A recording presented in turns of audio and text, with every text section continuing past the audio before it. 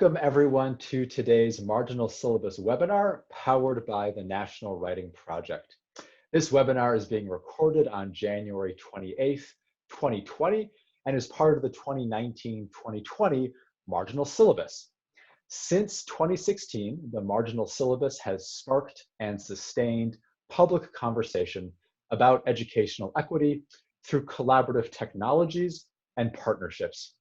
My name is Rami Kalir, and I'm from the University of Colorado, Denver. I'm also a co-founder of the Marginal Syllabus, and I will be your host for today's webinar.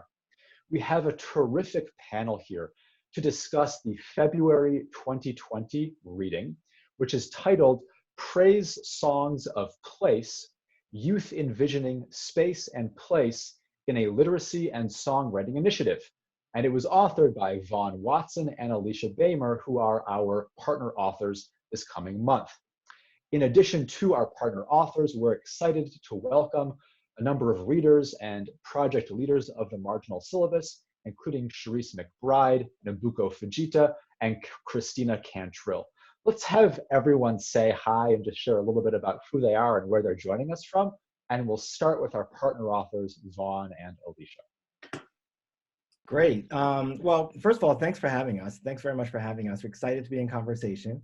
I'm Vaughn Watson. I'm an assistant professor of English education at Michigan State. I'll just echo Vaughn. I'm excited to be here and be in conversation. My name is Alecia Beymer, and I'm a doctoral student here at Michigan State University.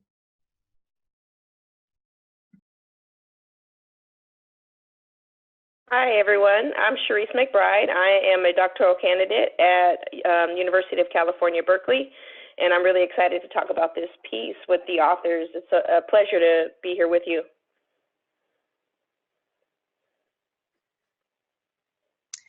Hi, I'm Nobuko Fajita. I'm a learning specialist in the Office of Open Learning at University of Windsor. Windsor, Ontario is located in the borderlands just across the river from Detroit, Michigan. I'm excited to be here to talk to everybody about this piece.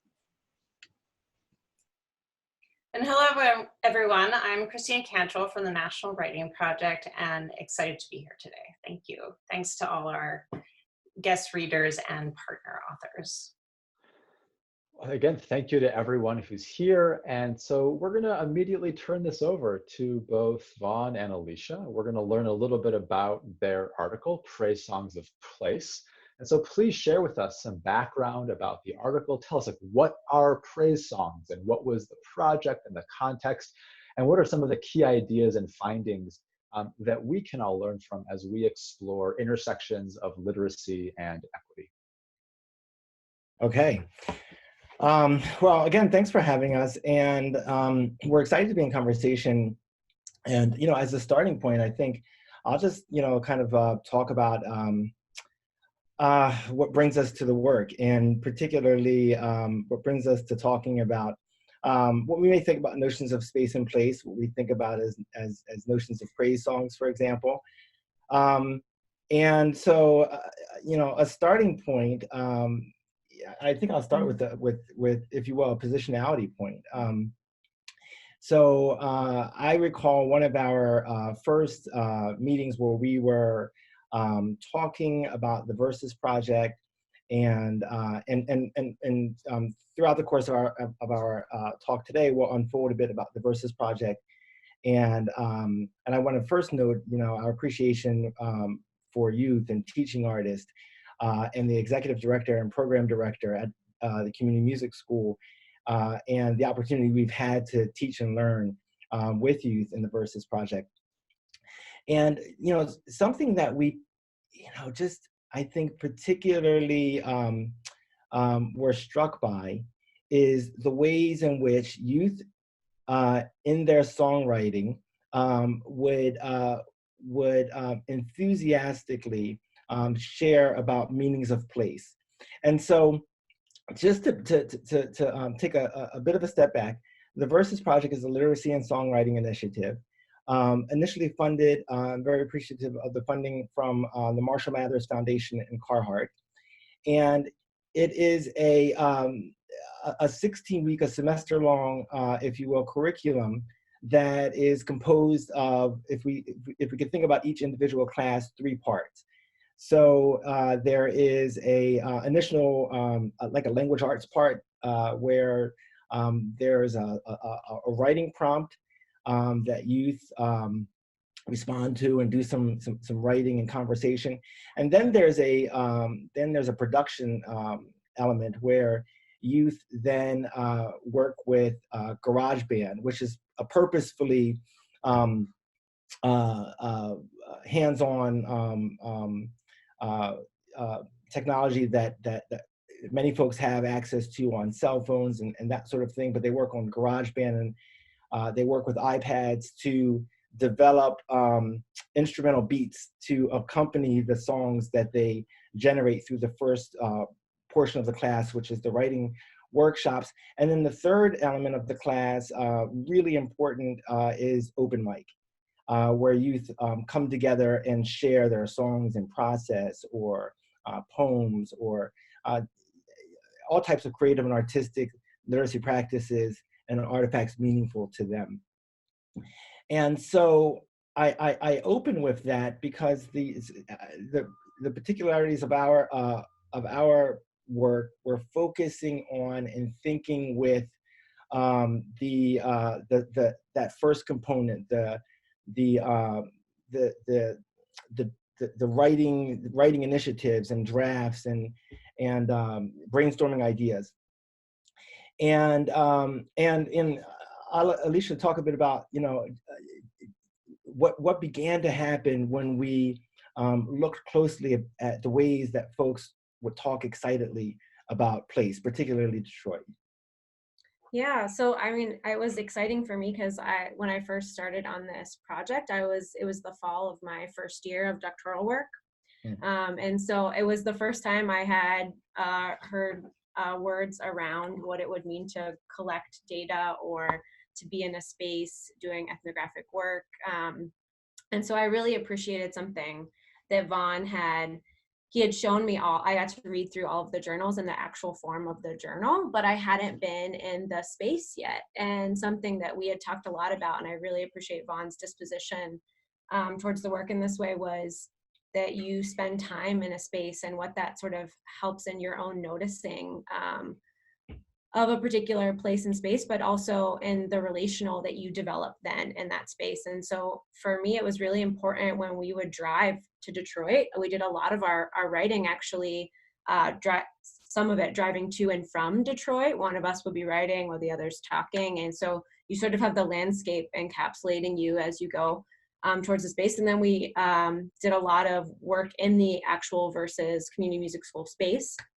And so for me, that was really important, and understanding what we were trying to do in contextualizing, which we do in our methods section, a particular space and place and time. But also for Vaughn and I remember one of the first things when we had met was we kind of, we bonded over, which I don't think people would usually bond over necessarily the spaces they're from, in terms of, for us, we're both Pennsylvania, but he's Philly and I'm Pittsburgh. And so we sort of had this like funny conundrum where like there are things that we have disputes over, but we are both really rooted in those places. And so I remember Vaughn talking about Philly Soul curriculum, and I have stickers on my computer about Pittsburgh. And so we kind of that really started the inquiry for us, and thinking about we want to talk about space and place because it's really important to us, but we want to also be aware of how to honor and be reverent of a space and place that is not our own. And so that became a really huge part of the beginning of the inquiry, I think, for us, and especially for me with being in the Versus space. Yeah, and so what I'll add is, you know, I think what we found in this piece and the excitement of this work and other pieces we've done with colleagues is this sort of inseparable notion of positionality and the writing and engaging the work. And, you know, so I mean, I'll share a story in terms of, you know, I was very fortunate to begin the work in Verses in in spring 2016. And this was a semester after I arrived here, and had the opportunity to work with two colleagues in the College of Music, and Matt DeRue, at the time a doctoral student, now a professor at University of Miami.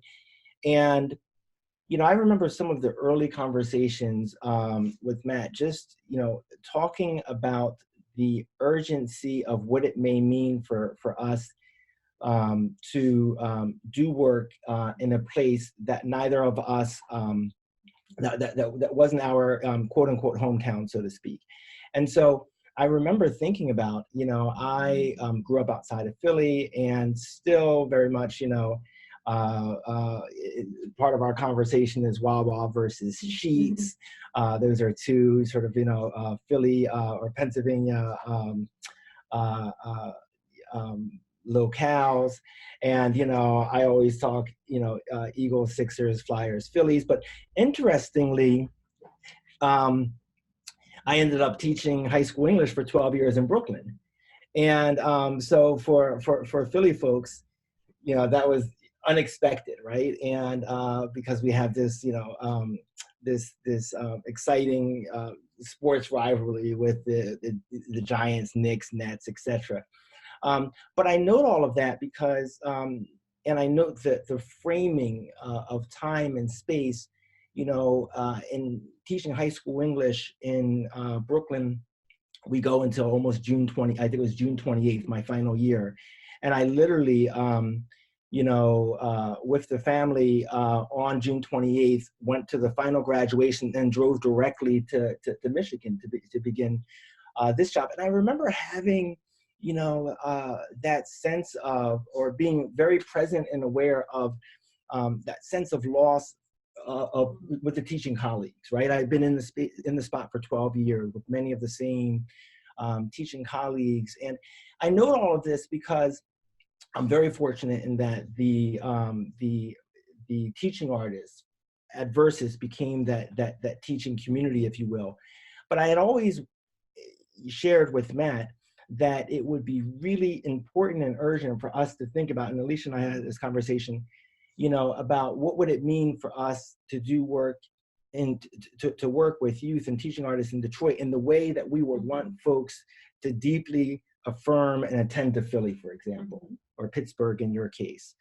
And that work is exciting and urgent, but it's also, it's present, and it's already present well before we as, literacy researchers entered the space.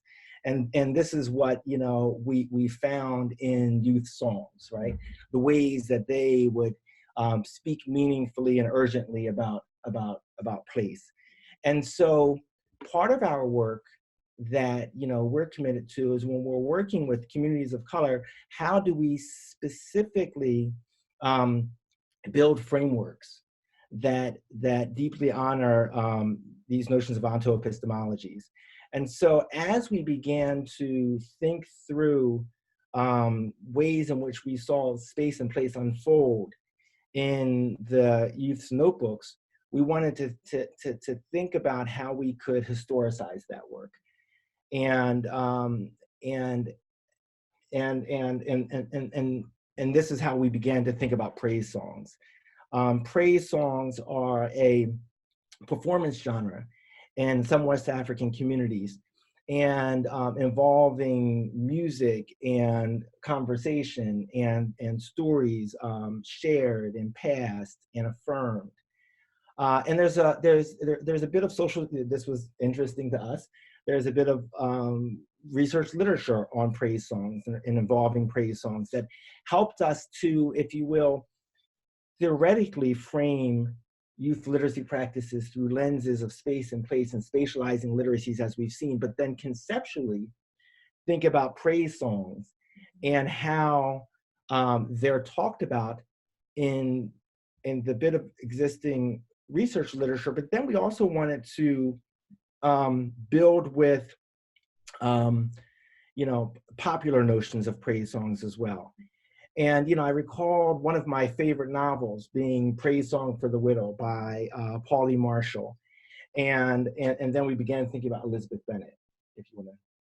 Yeah, and we moved with, so something, a part of my positionality also that is sort of embedded in this is being a poet teacher, and I came to this as a poet first. And so when I came to do the work here at MSU, I was sort of figuring out genre-wise how my writing would then fit, and my understanding would then fit, my like interests in poetry would fit with, you know, academic writing tropes. And so I, one of the things we did is we built a lot with poetry.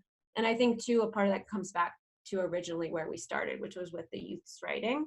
And in that writing, I mean, those are forms of poetry which you see us work through in the findings and almost a literary way, because the prompts were about getting towards songs, right? And songs and poetry, I think there's a very thin line, but to what Vaughn's speaking to is that we then built with Elizabeth Alexander's poem, Praise Song for the Day.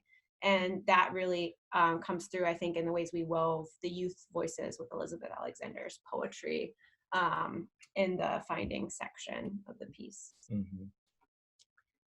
Yeah, so I know that Elizabeth Bennet, that's one art. I was thinking, right? Yeah, so Elizabeth Alexander. And so, you know, I think one of the points that I remember as we were in, you know, data analysis, if you think about it, is Alecia, when you called attention to the tenet of praise songs that notes that, you know, the speaker importantly both praises, but also when necessary critiques and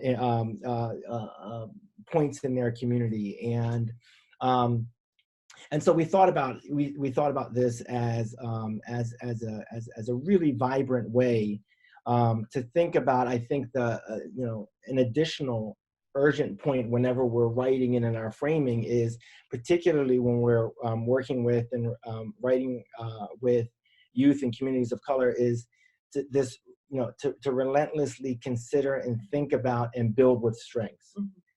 And so this is some of our work that we really sought to do in this notion of framing praise songs of place, is to talk about the urgency of place, to attend to place in a way that we would want folks to think about this work in ways that were meaningful to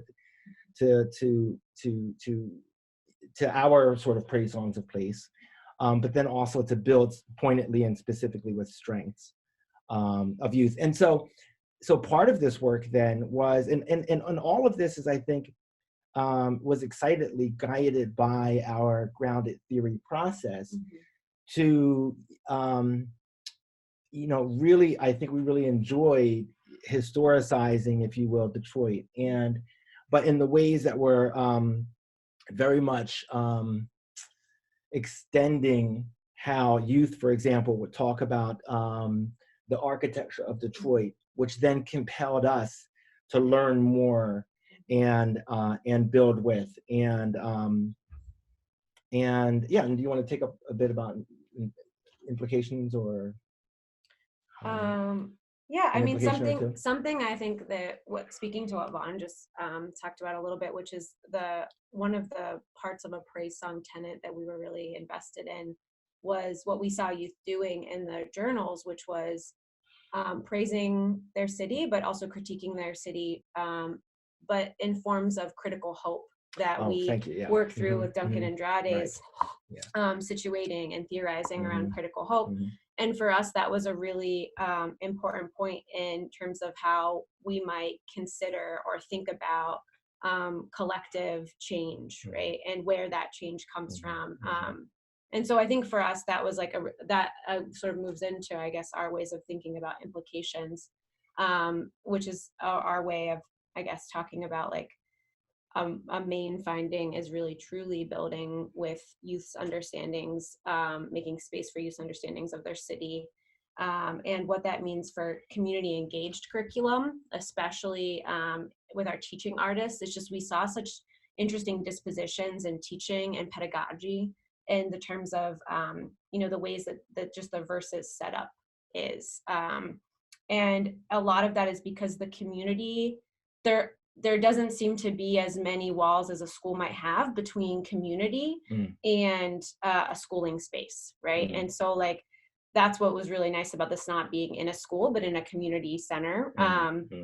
And I think that for us meant we really need to think about how we move beyond schools and what it means to then bring in community engaged scholarship into a school and what that can do, but also be really wary too of like what it then does, right, to the thing you bring into the school. So we've been thinking a lot about that.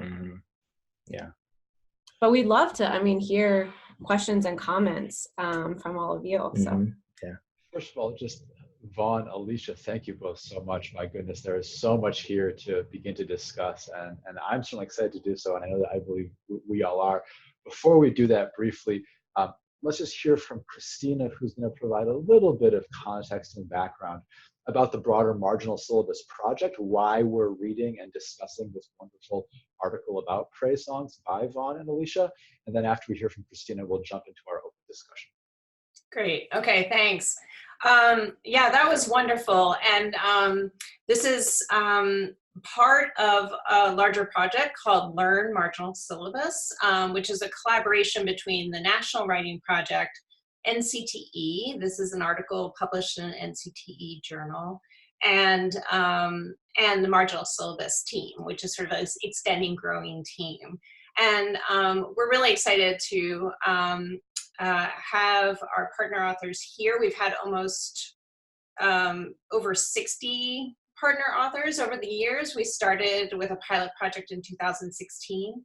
And really the goal of Marginal Syllabus is both to bring articles that are often that bring up subjects that are often on sort of the margin of dominant discourse in education, and bring those to the center and engage as a community of readers and responders to those texts together. So these discussions are an opportunity for us to hear from the author's kind of first word to allow you all to sort of enter us into the text.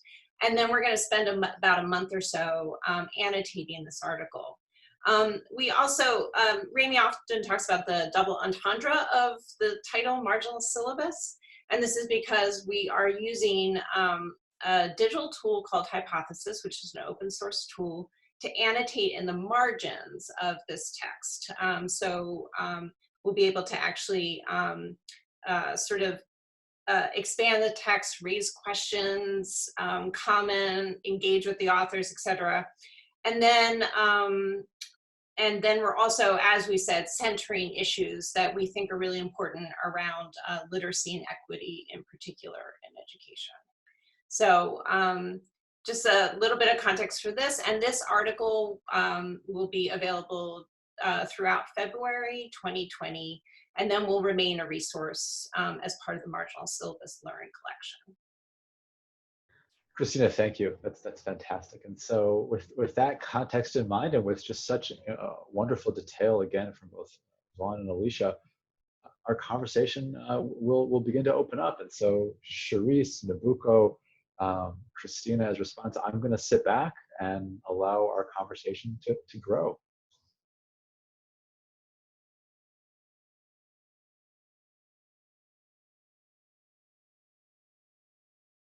Thank you, Vaughn and Alecia, for that beautiful introduction. And I will say that I had some notes for the things I wanted to share, but you shared so much that I felt like I wanted to really riff off of what you were sharing. The notion of strength that you described, I mean, it shines through so brilliantly through this article about praise songs. And Alecia, you brought up, I'm sorry, is it Alecia or Alecia? Sorry, it's Alecia. Alecia, thank you.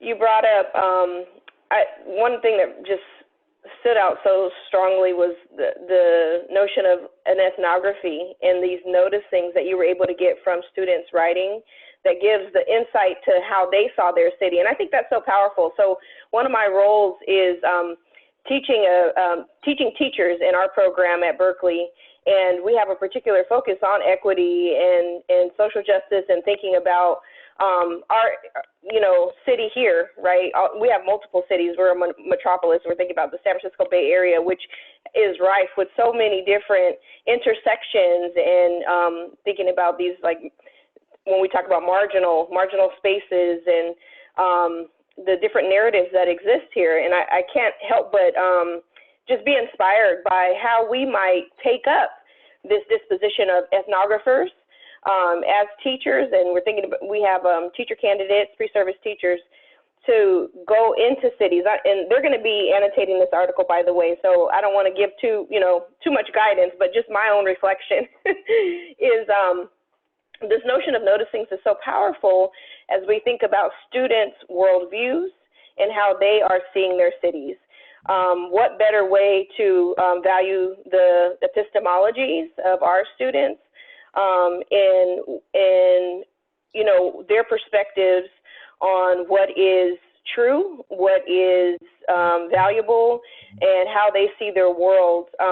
There's so much, to dig into in this article, and thinking about place and space, and more that I want to get to, but I just wanted to start there in thinking about exploring and how powerful it is that you all also started with the writing in that process that you broke down those 3 parts: language arts, writing prompt, then going into the tools, and then the open mic.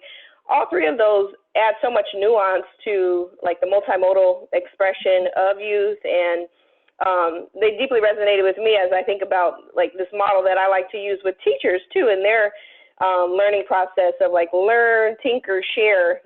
Get your hands, roll up your sleeves, experiment with the tools, and that performance piece is so powerful in having an authentic audience for your creations that really reflect what is valuable in your perspective. And I think there's a new creation that is made when we share what we do.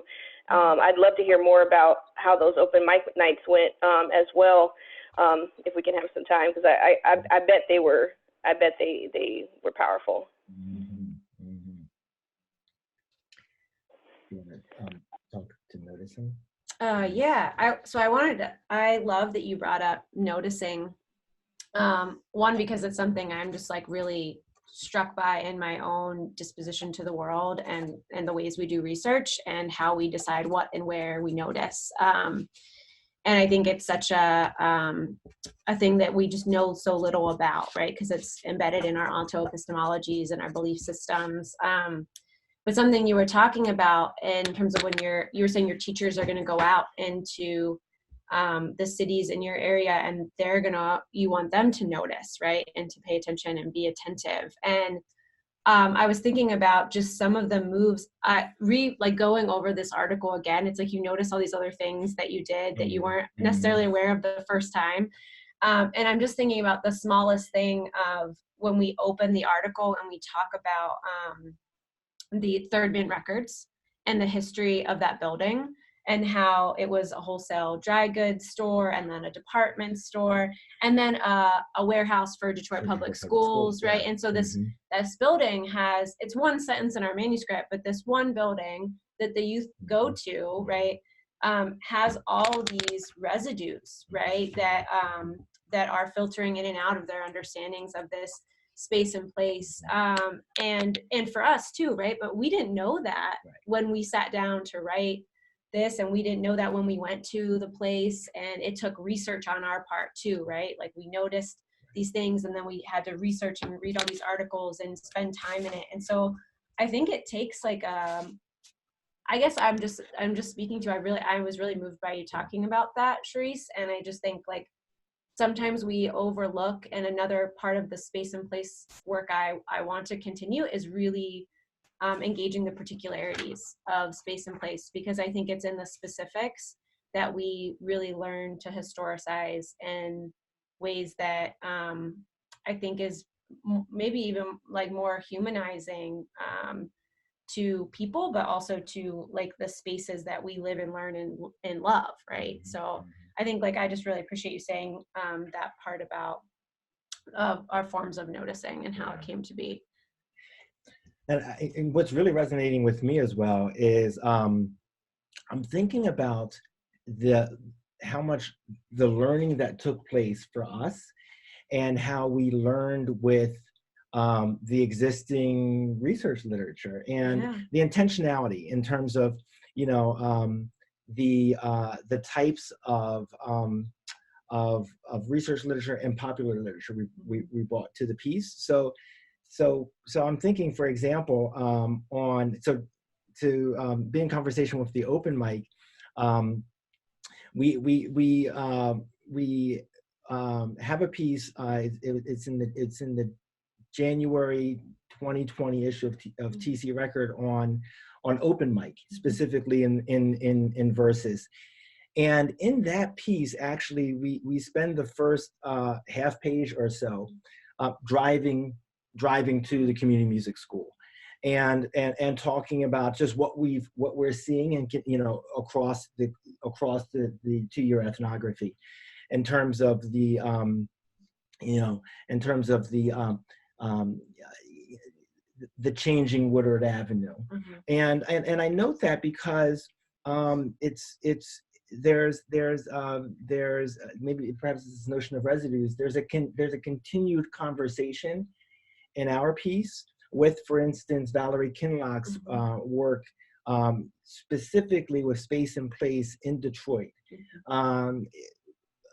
Probably less than 3/4 of a mile, the downtown Hudson's department store that she wrote about. I think it was in an early 2000s piece that we build with. And then also there's a continuation in the Praisesongs piece, if you will, with a theoretical conceptual work that we built with in ways that we talked with,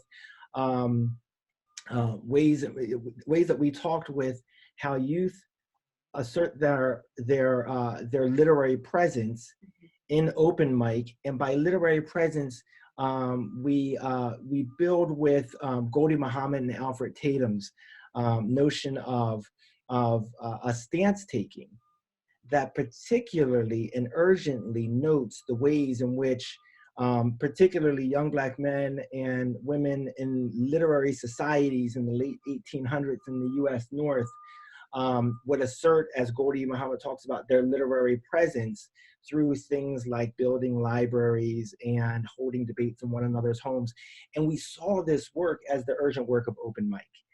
And I note that because I'm just, I'm thinking about, for us, I think the learning that, you know, as educators, as researchers and participant researchers in the space, that we had the opportunity to learn with teaching artists and youth, and also other folks in literacy researchers who, you know, were, you know, at one time and in some ways simultaneously, right, in that space. And so I think I'm noting that in terms of some particular ways that we can talk about, you know, place and space as having histories with our pre-service teachers, with our literacy research colleagues, and the ways that we can then point to the urgency of listening with youth and communities and learning about these this notion of having histories. And what does it mean? So, you know, to put that in conversation with strengths as a starting point. And I think this is what, you know, in some ways what drew us to be in conversation with gesturing to Alecia's laptop. When one of our very first conversations, she had the 412 and the Pittsburgh versus everybody. Yeah, so. Yeah, what's so interesting about what you just said, Vaughn, too, of us growing, like thinking about us growing as educators and researchers in doing this work too, and seeing the open mics and being a part of that. And I'm thinking about all the pieces that have come from this space. Was there was something towards the end of writing this piece, I think it was, as we were working through it, I got the opportunity to teach as one of the teaching artists in the Verses program, which isn't in this piece, but it's such a, I was just thinking about, Charise, you noting the noticing, it changed my disposition completely too, of being somebody who was like an observer in a space, an ethnographer in a space, to now a doer and a part of the community of teaching artists and how they were understanding pedagogically things that were happening in the moves they were making. And so I'm just wondering too, if there's like something that could be interesting thinking forward for implications or other research, is just, what does it mean to get the opportunity to take on different roles in the same space? Yeah. Which is that's nice. Yeah, I was just going to note, which is interesting in a way, because it's what we ask youth to do often. We do. Yeah, you know? that's true. Yeah.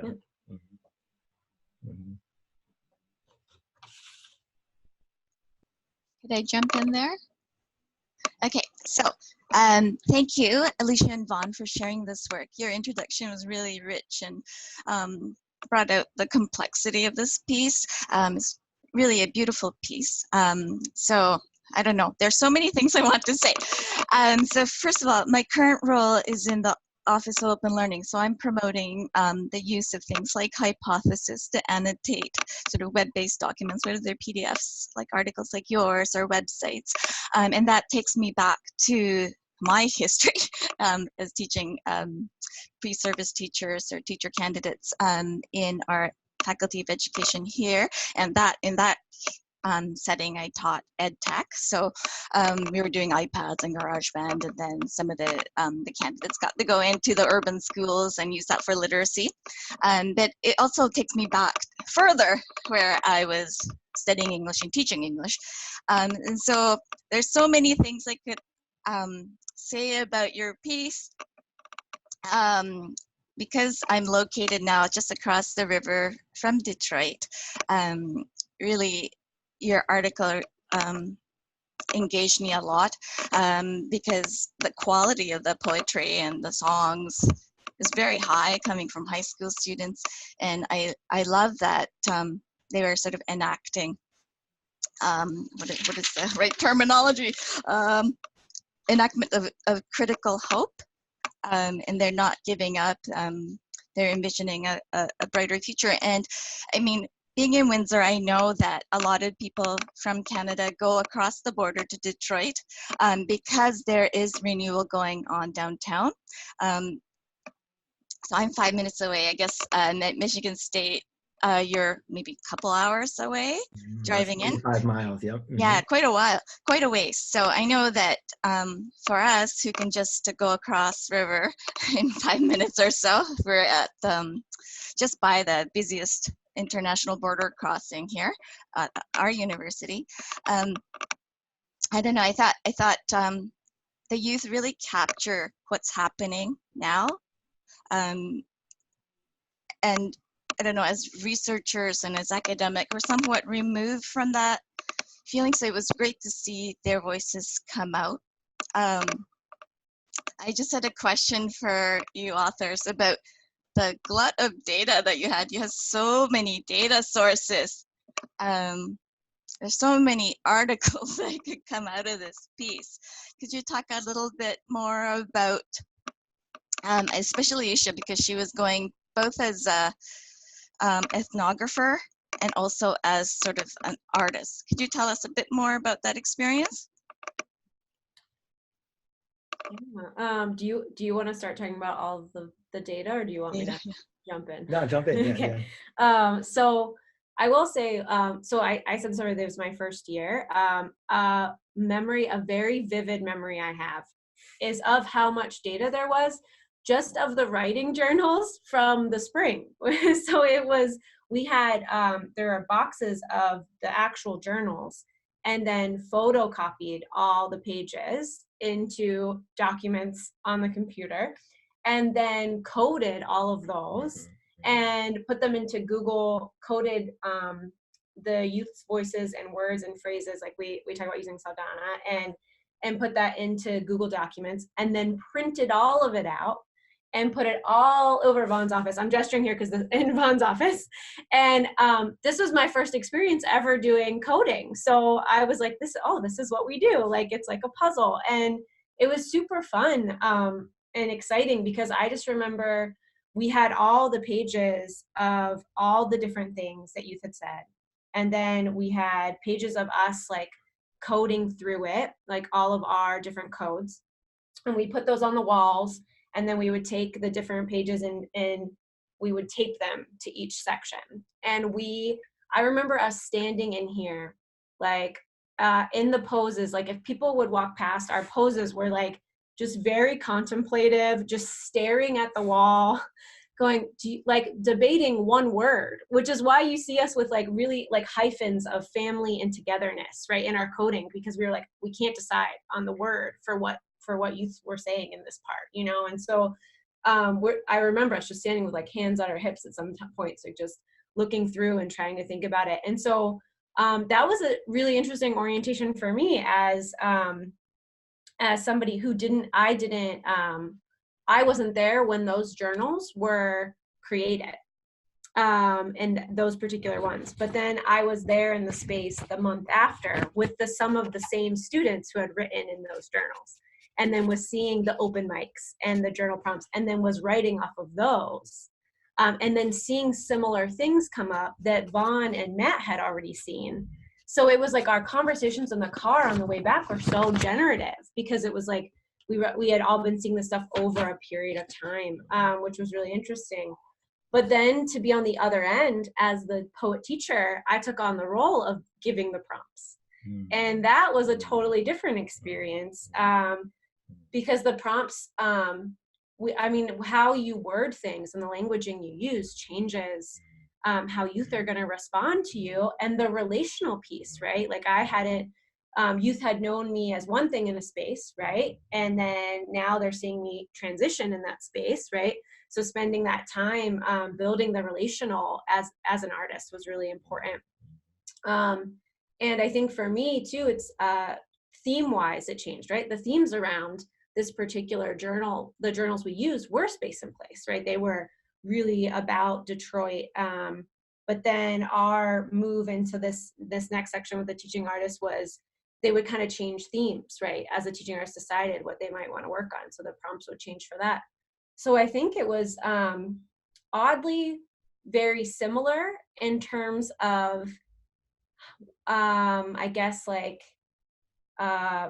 being in that space, but oddly very different in terms of what I could notice and see, because I wasn't sitting back, right? I was in it with the youth, writing with them, doing these prompts with them, and working on the songs with them. So I think that it was just really, I love being a teaching artist. I love being a researcher too, but I love being a teaching artist. So I think it was just interesting to see differently how you understand a space and place and people when you are really in it and situated in it. So I think that was helpful for me. I think what it calls attention to for me also is is what it means to think about the methodological approach. Yeah. And this notion that it may be different across different aspects of the same project even. Yeah. And so in this case, something we often talk about is this notion of, what does it mean to think about teaching as also learning, and to think about, as teachers, as our pre-service teachers. I often talk with our pre-service teachers and ask them to think about this notion of, teachers as students, and therefore also our students as teachers. Mm-hmm. And I note that because, in this case, it was really urgent and important for us to stay with the youth voices, and the already present notions of learning. And so I think the grounded theory approach was one of the reasons we went with that approach. But it is interesting to think about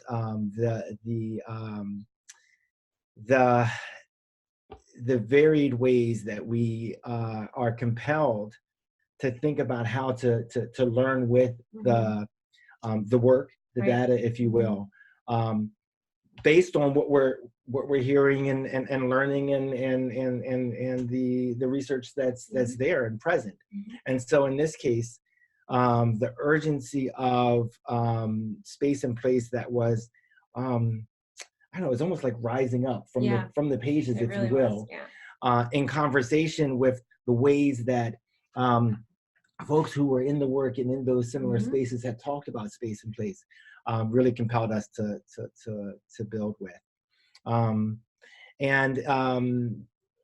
know, and then I, you know, so again, going back to the earlier point in terms of thinking with pre-service teachers, I think about ways that we can ask folks or think about pedagogical practices that help us think about the relational and notions of time as well. We don't talk about notions of time as much, particularly here, but you know, what does it mean for folks, pre-service teachers, to spend time in a particular place, and put that in conversation with this disposition toward learning. Thank you. I'm just going to say just one thing, because I'm Canadian and I speak French. So Detroit comes from the word Detroit, which means the strait in the river, right? But it also means sound. So I thought that was kind of an interesting thing with the praise songs in your piece. Okay, so I'm going to turn it over to someone else.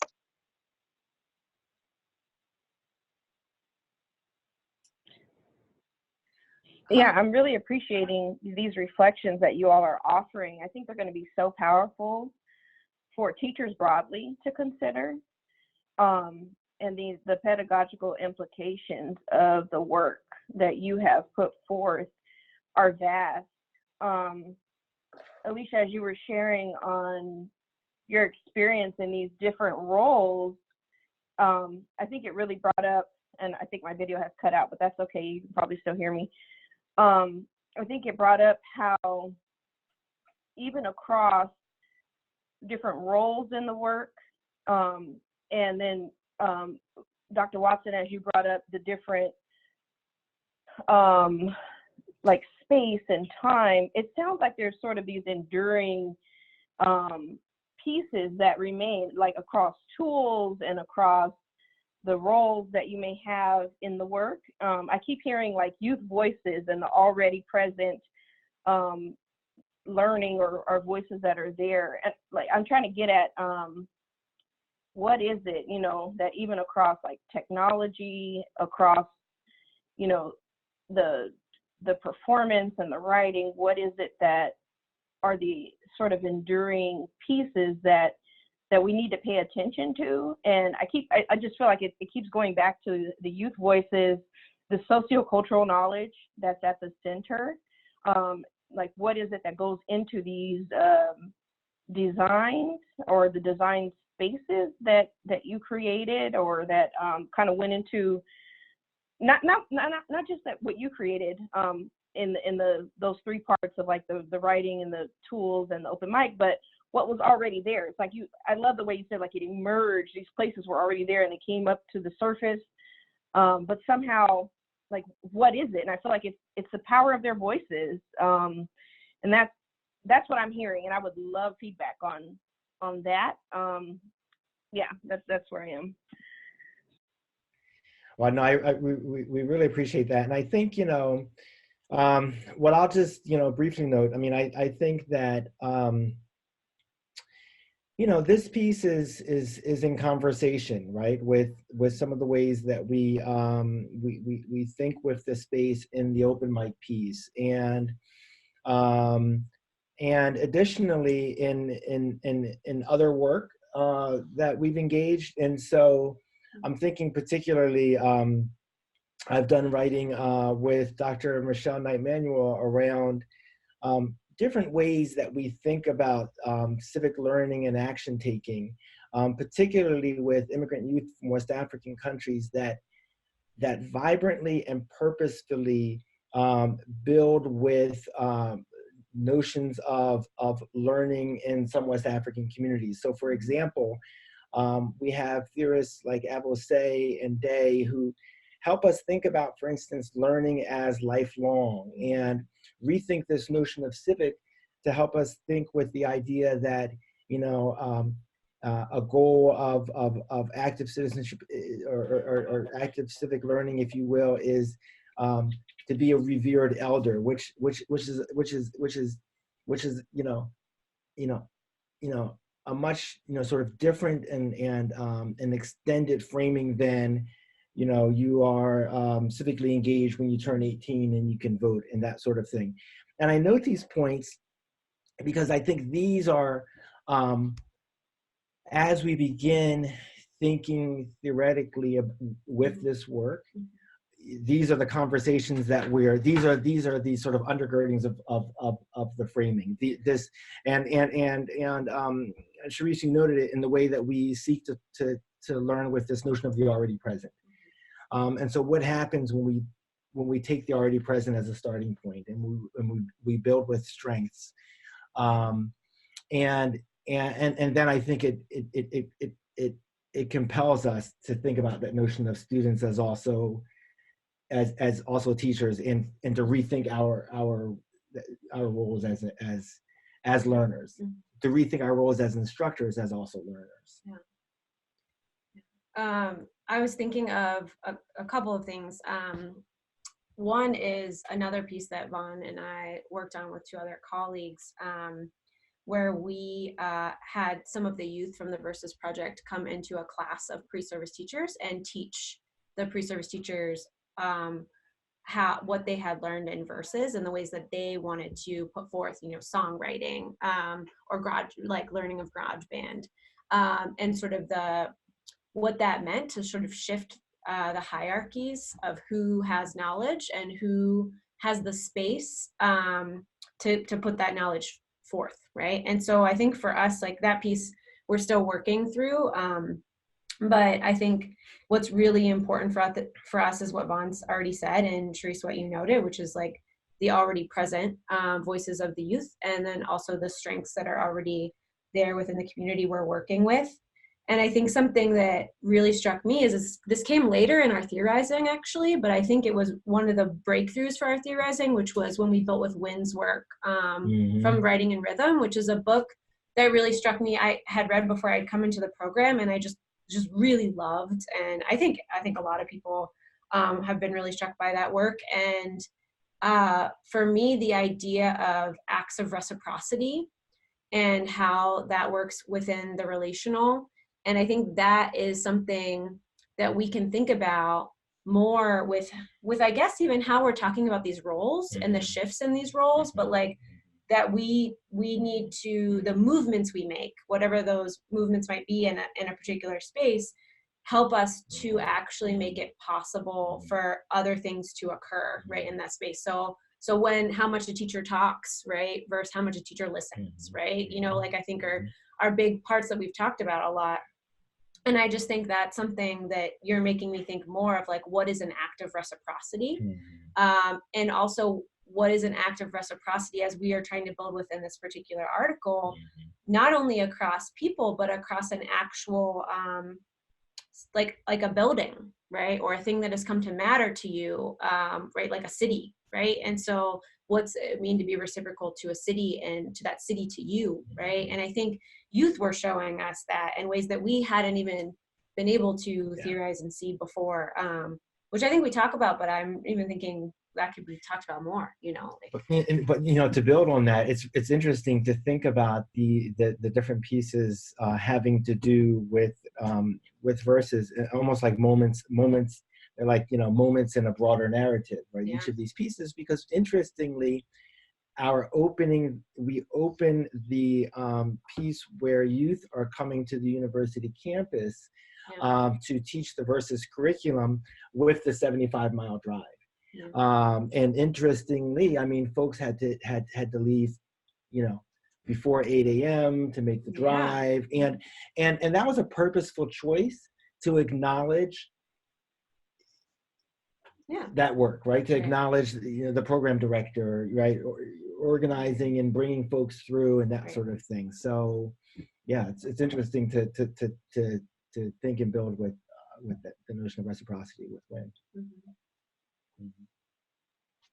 Christina, did you want to jump in and share a few thoughts as we slowly start to transition towards this has been a glorious conversation, and we'll transition to a conclusion soon, but I wanted to make sure, Christina, that we also heard from you.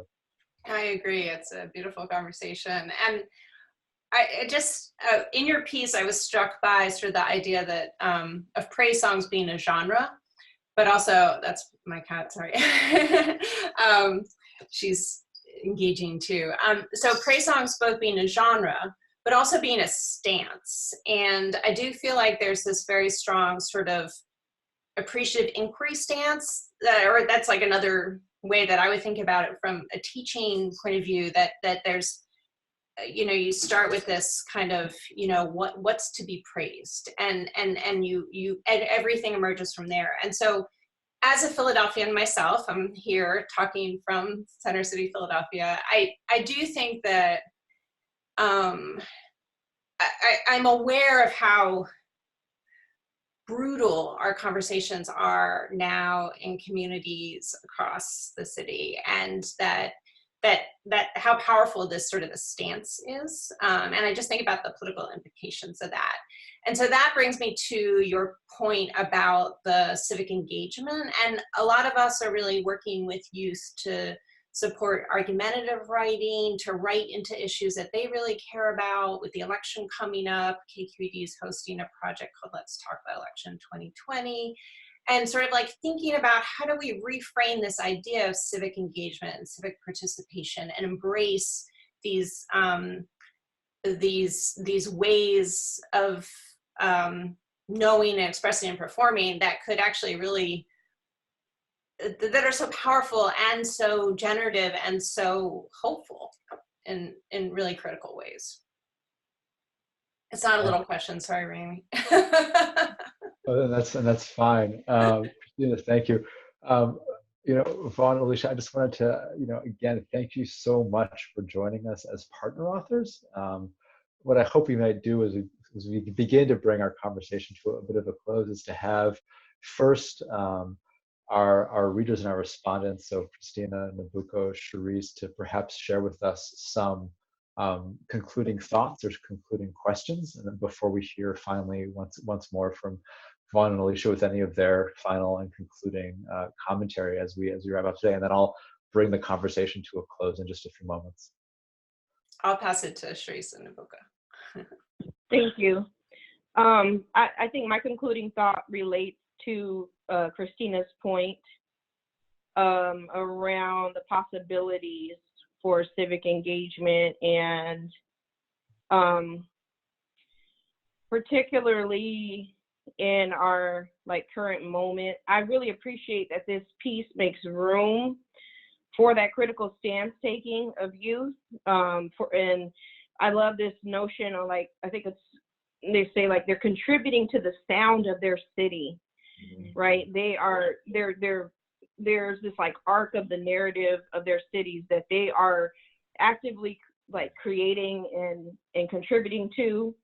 And I think about the need for us to hear from youth, and talking about the work around reciprocity. I just wonder, I wonder about opening up that conversation for reciprocity and what it means in these cities that where there's this precarity in our cities that are being sort of gentrified, and space. What does it mean when space is not the space that was yours is not yours? We talk about residue, right?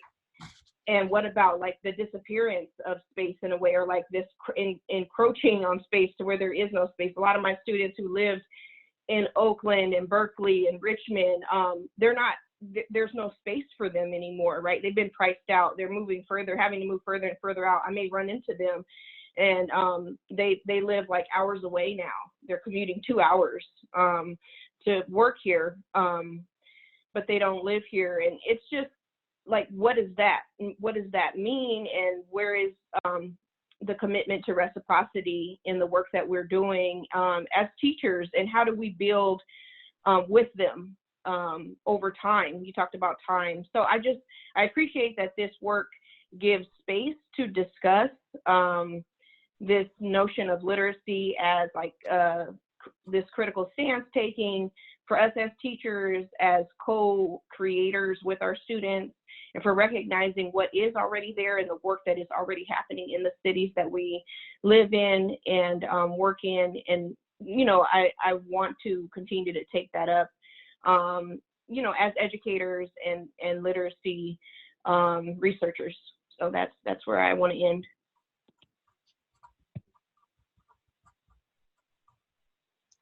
So just a concluding thought, there's so much here. I'm Canadian and I live in a border city, so certainly the political notions of civic engagement and hearing the already present voices of the students speak to me. That's very powerful in this piece, and it leaves space for us to talk about those things. The other point that I wanted to bring up is this idea of immigrants from West Africa or elsewhere who are coming into the United States, because that resonated for me with our emphasis on including Indigenous voices in our curricula. So there's so many things that this piece allows us to discuss, and I hope that to follow the conversation online as it unfolds on this piece. Thank you.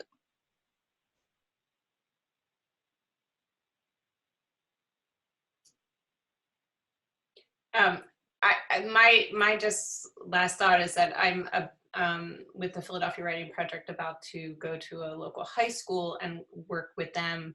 And I was thinking about this piece as a really powerful way to surface these ideas, and thinking about how do we support kids in writing about issues that they care about and what's important to them. So thank you. And I'll let you know, I'll add it to the margins about how those conversations go.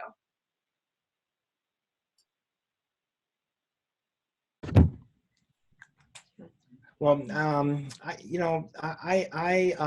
first of all, I just want to say again, thank you for providing the time and for taking time out for us to be in conversation. I really enjoyed the learning in the work. I also wanted to just give another thanks and appreciation to the work of Matt DeRue in the space, teaching artists most definitely, and also the RRE editors and reviewers. We really enjoyed the learning in the writing and the process. And I think a takeaway for me when I'm thinking about some of the notions of the civic is maybe perhaps I'm going back to these notions of stance takings. And so, and if I'm thinking, you know, pedagogically, as folks seek to take this up, what might it mean for us to think about literacy stance takings toward, I guess broadly, like notions of, it feels like we've talked about notions of curating and making, inquiry stances in our work, arts informed stances, and as we enact this work, with each of those points, there's a historicizing as well. So what is curating, making, engaging inquiry stances, and, you know, embracing or envisioning art making practices look like in the present, but also in a historicized way, in communities with whom we teach and learn. But then also this kind of future casting. And so we talk about this notion of civic imaginaries, and civic imaginaries as a stance taking. It's prospective. It's an envisioning of possibilities, an embracing of this sort of speculative stance taking, and I guess you know, wholly envisioning ways in which we see youth in their already present practices as as extending, not just sort of enacting, but extending notions of what participating and participating in our schools, and participating and seeing themselves as participants and contributors in their schools and communities. Yeah, I want to build off of the Civic Imaginaries point, but I first just want to echo Vaughn in saying that thank you so much for having us and for talking through this article with us. I feel like we haven't even touched upon half of the wonderful things that all of you have said, and like you have had so many robust, beautiful things to say, and I have all these notes and we haven't even gone to all of them. So I really hope in the annotation process, you know, that we get to continue these conversations and to talk more around all of these ideas. Especially too, like I just want to point out, like Charise, your point of what does it mean to be recognizing and seeing a space that was once yours that is not yours anymore, and the precarity of that. I don't have an answer to that question, but that is just such a really important and urgent thing that we need to be thinking about in terms of the real world ways that our work is being then enacted in spaces, right? And so I just really appreciate you putting our focus there. I guess one thing I'll build off of Vaughn with is that I'm really interested in arts-based work and arts and work that is formed by the arts, because I think it's, in some ways, it unbounds us, right? By what counts as civic engagement or what counts as being, I'm working on a project right now with another colleague who's actually a teaching artist in Verses, where we're working on thinking about reimagining the citizen through art exhibits, building on Claudia Rankin's work in Citizen. And we've been grappling a lot with what that word means, especially right now. And I think something that I'm taking away from our work in this and building with Vaughn's Civic Imaginaries, when we are able to envision or work within the imaginary, I think art gives us the space to do that sometimes. And art, and I think when I say that, I mean art in a really, really broad sense.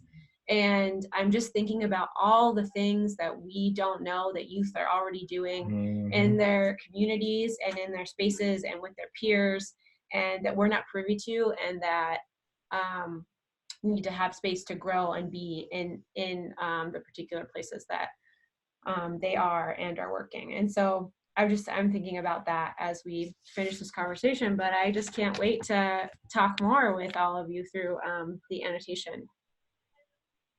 And we as well. And so again, on behalf of the entire Marginal Syllabus team, again, our sincere thanks both to Vaughn and to Alecia, and also for joining our webinar today. Again, Charise, Nobuko, and of course, Christina.